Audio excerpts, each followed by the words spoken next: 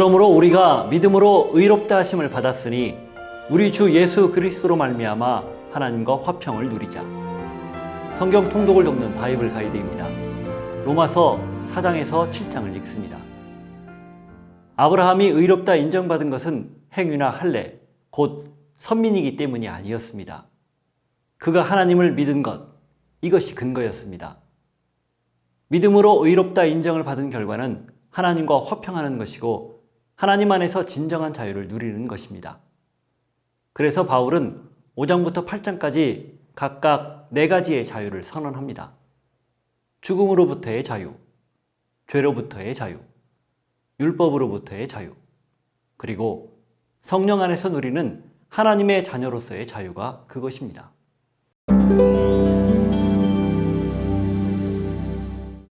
오직 믿음으로 의롭다 인정받는다. 이 결론을 내린 바울은 이제 그 예로 아브라함을 듭니다. 창세기 15장 6절을 인용해 아브라함 역시 행위로 의롭다 인정받지 않고 그가 하나님을 믿은 것이 의롭다고 인정받은 근거라고 밝히는 것입니다. 이어 시편 32편 1절 이하를 인용해 아무것도 하지 않았는데도 받는 복에 대해서 말합니다. 불법이 사함을 받고 죄가 가리어짐을 받은 사람들은 복이 있고 주께서 그 죄를 인정하지 아니하실 사람은 복이 있도다. 그렇다면 이런 복은 언제 주어졌는가?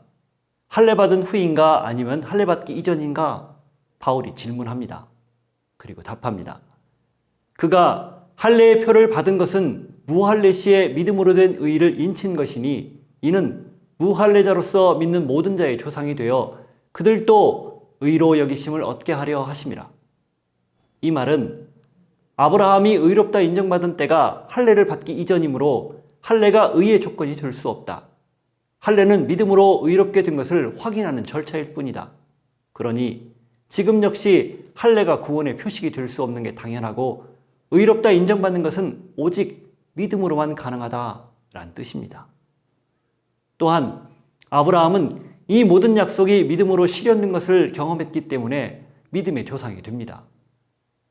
할례를 받은 후손인 유대인은 물론 믿음으로 의롭다 인정받는 모든 믿음의 후손에게도 그렇다는 뜻입니다.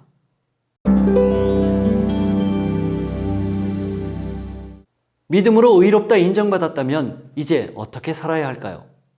바울은 그러므로 우리가 믿음으로 의롭다 하심을 받았으니 우리 주 예수 그리스도로 말미암아 하나님과 화평을 누리자 말합니다. 하나님과 화평을 누리는 것은 구원받은 자의 특권입니다. 하나님의 영광을 바라고 즐거워할 수 있는 복입니다. 역시 하나님이 먼저 베푼 사랑이 근거입니다. 우리가 아직 죄인 되었을 때에 그리스도께서 우리를 위하여 죽으심으로 하나님께서 우리에 대한 자기의 사랑을 확증하셨느니라. 그래서 우린 하나님 안에서 즐거워할 수 있게 됩니다. 바울이 죽음으로부터의 자유를 설명하기 위해 아담과 그리스도를 유비합니다. 한 사람 아담의 범죄로 죄가 들어와 모든 사람이 사망에 이르게 되었다면 이제 한 사람 그리스도의 순종으로 의가 들어와 이를 믿는 모든 사람이 생명에 이르게 되었다는 설명입니다. 우리 주 예수 그리스도로 말미암아 영생이 주어졌으니 더 이상 죽음에 매여 있을 필요가 없다는 뜻입니다.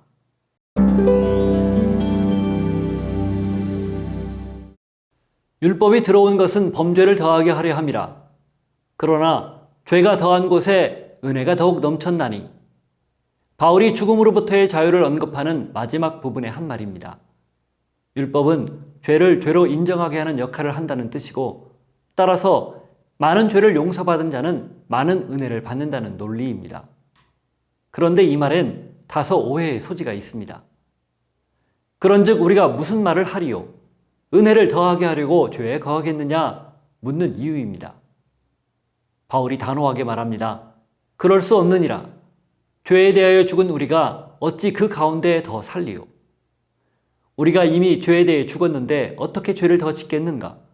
우린 죄로부터 이미 자유를 얻었는데, 즉 죄와 상관없는 존재가 되었는데 어떻게 죄 가운데 더 살겠는가? 라는 뜻입니다.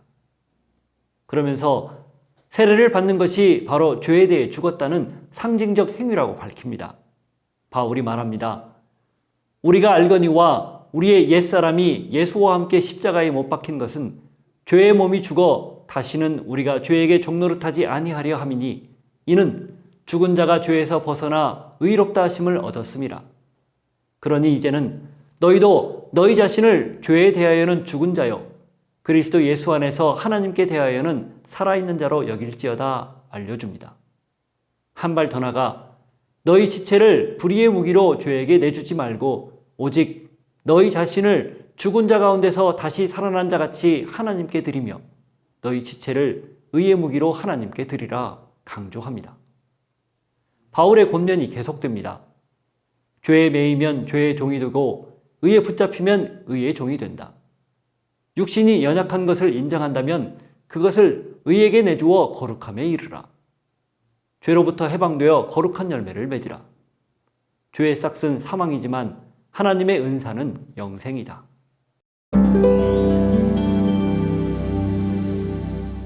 죽음과 죄로부터의 자유를 선포한 바울은 이제 죽음을 유발하는 죄와 죄를 죄로 판정하는 기준인 율법으로부터의 자유를 선언합니다. 설명하는 데 사용한 예는 결혼입니다. 남편이 있는 여인이 그 남편 생전에는 법으로 남편에게 매이지만 남편이 죽으면 그 법에서 자유롭게 되지 않느냐는 논리입니다. 그러므로 내 형제들아 너희도 그리스도의 몸으로 말미암아 율법에 대하여 죽임을 당하였으니 이는 다른 이 곧 죽은 자 가운데서 살아나신 이에게 가서 우리가 하나님을 위하여 열매를 맺게 하려 함이라. 그렇지만 바울은 율법 무용론자가 아닙니다. 그는 율법의 역할을 정확히 알고 있었습니다. 그런즉 우리가 무슨 말을 하리요? 율법이 죄냐? 그럴 수 없느니라. 율법으로 말미암지 않고는 내가 죄를 알지 못하였으니 곧 율법이 탐내지 말라 하지 아니하였더라면 내가 탐심을 알지 못하였으리라.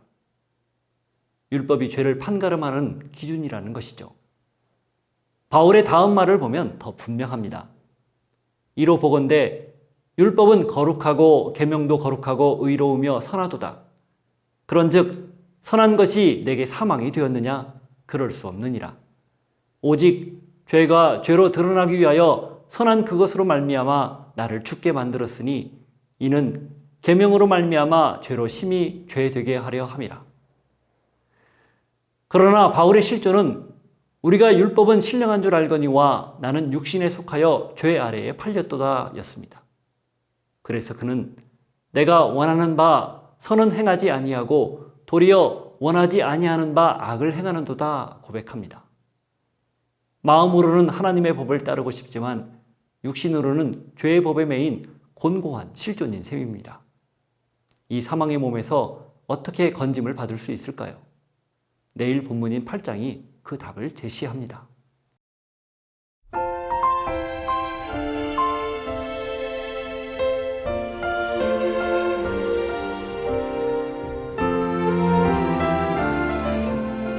구원은 이미와 아직 사이입니다.